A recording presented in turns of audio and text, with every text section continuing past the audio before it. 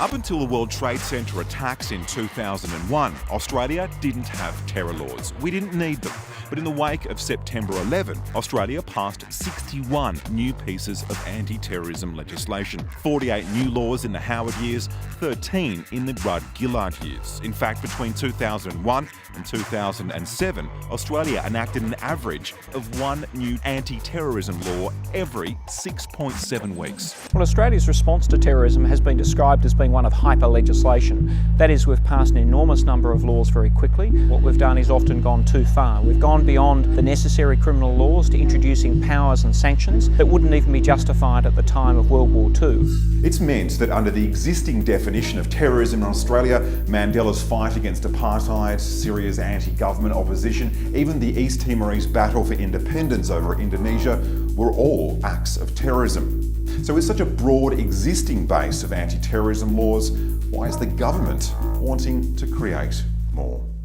Anti-terror laws already allow for someone to be detained without charge for 7 days under federal law, 14 days under state law, unique amongst Western democracies. But the government is wanting further powers, and today was quick to deny that under proposed laws, ASIO would be allowed to torture. It's been said by some that would allow ASIO officers to be engaged in the practice of torture. Now, that assertion, that claim, is not right.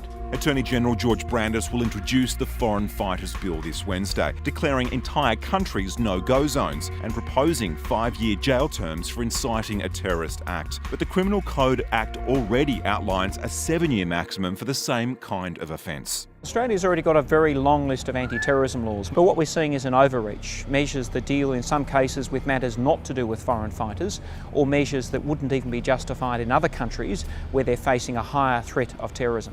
Proposed amendments would significantly lower the threshold when considering on whether or not to arrest someone for terrorism offences without a warrant. Police would only need to suspect on reasonable grounds rather than believe on reasonable grounds they were about to commit a terrorist offence.